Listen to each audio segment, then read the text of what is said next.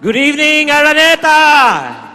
Well, anyway, it's just really a great honor and privilege to be part of this event. What I want to talk about is dreams. Who among you have a dream in life? Pakitaas sa mga kamay, may mga pangarap. Sino sa inyo may pangarap na magkaroon ng sasakyan? Pakitaas sa mga kamay. Pwede na ba itong sasakyan na ito? Pwede na ba ito? And then when you get caught in the traffic, okay, you can also watch your favorite DVD. Not only that, syempre kasama mo pa rin ang misis mo.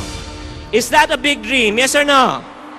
Unfortunately, most of us inside this room, we have big dreams, but we have small income. In reality, the right mindset or the right idea is to increase your what? Your income to reach your dreams. Is that right? Yes or no? But what do most people do? What people do is what? They decrease their what? Dream to fit into their income. If that is how you think, your car will exactly look like this. Okay? So your car will be cow-powered. It's not gas-powered, okay? You got to change. Everybody say change. The change must start from the inside, not start from the what? Outside. Because everything that happens on the outside must first happen in the inside. Everything that happens on the exterior must first happen in the interior. If you don't like the output of your life, you better change not the outside, you better change the input. Would you all agree? Yes or no? First things first that you need to change is what? Change your mindset. Allow me to share with you a simple formula. It's called what? Mindset plus action equivalent to what? Result. Everybody follow me. Negative mindset, negative action, negative what? Positive mindset, positive action, positive.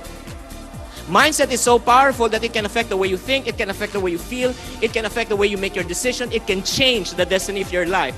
To prove to you that mindset is so powerful, if you can still recall when we were still young, oftentimes our parents would tell us, anak, gusto ko mag-aral ka mabuti para paglaki mo maghanap ka ng magandang. May masama ba sa trabaho? Paano po kami pinalaki mga singkit? Okay? Anak, gusto ko ikaw aral mabuti, ikaw laki tayo, maganda negosyo. Tama mali? I have lots of Filipino friends. I'm 100% Chinese, but I considered myself 110% Filipino. Iniibig ko po ang Pilipinas. Ito po lupang aking sinilangan. Panatang makabayan. Well, anyway, sa palagay nyo, who would have a better opportunity to earn more money? The one who looked for a job or the one who started a business? But what was the major difference? Was it the school that we went to? Was it the books that we read? Was it the exams that we took? I do believe the major difference was how were we mindset when we were young. Would you agree? Yes or no? As a matter of fact, if you agree with me or not, who we are today is only a reflection on how we were raised when we were young. That's the reason why it's very, very important. If you want to stay positive, first things first, my request, stay away from negative people. May makilala ba kayong mga tao na parang nilikhalan talaga ni Lord na pampabigat po ng buhay natin? Yes or no? Grabe! Sa sobrang nega. How would you know if a person is negative? Paano malaman? May kakilala ba kayong tao na parating galit? Kakamusta mo? Kamusta ka na? Anong pakialam mo? Hindi ka kaya na tayo? Hindi, busog pa ako. Ang laki ng problema mo. Another sign of a person who's negative, they love to complain. Their favorite pastime is complaining. Parang yung padre na pamilya sa bahay pag uwi. Grabe ako na nagtatrabaho dito. Ako nagpapalamon sa inyo. Tapos isa lang putahe yung ginagawa nyo. Narinig ni Mrs. nasaktan. Kinabukasan, nagluto na 3 putahe. Pag uwi ni Mr., ang sabi ni Mr., bakit? May party ba dito? May party? Magluto ka ng isa, nagreklamo. Magluto ka 3, nagreklamo pa rin. Another sign of a negative person is what? They like to what?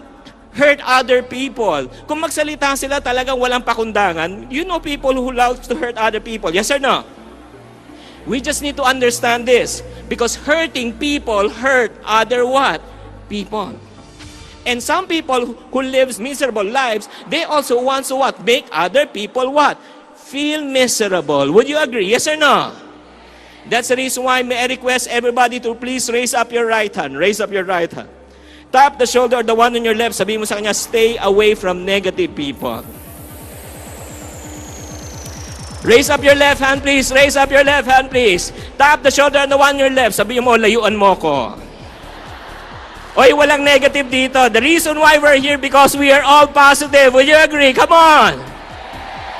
Everybody say, unfortunately. Most of the time, the negative people are people who surrounds us. who often what? Spend time with us. Admit it or not, the people who are closest in our lives are the people who can hurt us most. Would you agree? In order for you to fulfill your dream, surround yourself with what? Positive people. Surround yourself with people who can what? Encourage you, who can believe in you, who can what? Support you. Because if you always surround yourself with complainer, what will happen? You will become a complainer one day. If you always surround yourself with people who are negative, you'll become negative one day. There's a great saying that says, birds of the same feathers what? No, actually, they become a feather duster. Believe me. You want your dreams to become a reality, aside from choosing the right people that you want to surround with. Second thing is what? Stop reading what? And watching what? Bad news. Would you agree? Yes or no? Because bad news does affect us unconsciously. No offense meant. I'm part of a radio program also, but unfortunately, most of the news that has been broadcast over the radio, is it positive or negative? Ganun din sa news. That's the reason why you have to choose what you feed your mind. Admit it or not, what you feed your mind becomes stronger, and what you starve in your mind becomes what? Weaker.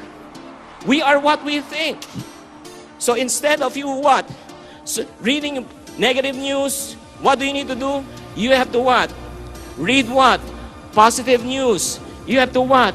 Attend what? Seminars just like this. Tonight, we will all with what? Be changed. We will be what? Encouraged. Are you all excited? Yes or no? Haven't you noticed? The bigger the dream, the bigger the opposition. The bigger the dream, the bigger the what? The challenges. Is that right? Yes or no? Let me encourage you, no matter what happens in your life, no matter how many times you fail in your life, no matter what kind of upsets you have experienced in your life, never ever give up. Never allow negative people to steal your dreams away from you. You have to fight for your dreams, no matter what it may cost. I'd like to end with this story. Actually, he's in grade 1, and the teacher asked them to draw something that they would like to have when they grow up. And this young boy drew on a piece of paper a big ranch with cattle, horses, pigs, chickens. And when he submitted the drawing to the teacher then told the young boy, "This is such a nice drawing. Unfortunately, your grandfather is poor, your father is poor, you cannot afford to have this. You better change this drawing or else I'll give you a 0. The young boy went home sad and talked to his dad. "Dad, this is what I want to have when I grow up, but unfortunately, we're poor." And the teacher said, "We cannot afford this. If I don't change this, I'll fail. What do I need to do?" And the father talked back to the son and said, "Son, it's your dream. It's up to you." The following day, this young boy submitted the same piece of drawing. When the teacher saw the drawing, the teacher then said, "Are you testing my patience? It's either you change this drawing or I will give you a 0. And you know what the young boy said? "Ma'am, you can give me a 0, but I'll keep my dreams."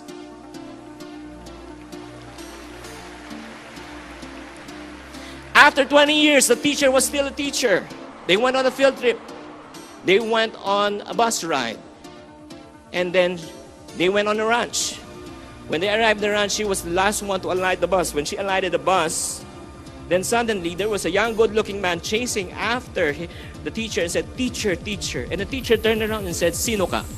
And the young man said, "Hindi po ako sinuka, tao po ako." "Ma'am, can't you remember me? I was that young boy.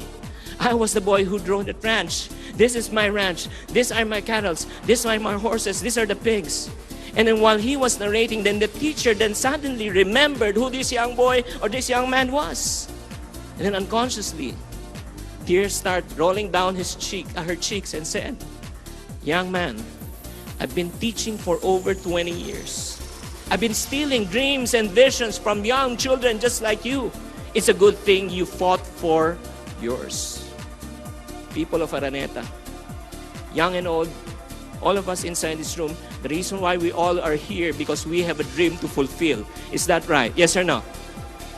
Allow me to encourage you, no matter what happens in your life, never allow people to steal your dreams away from you. You got to fight for it, and when you fight for it, you got to go for it. Thank you very much, and God bless you all.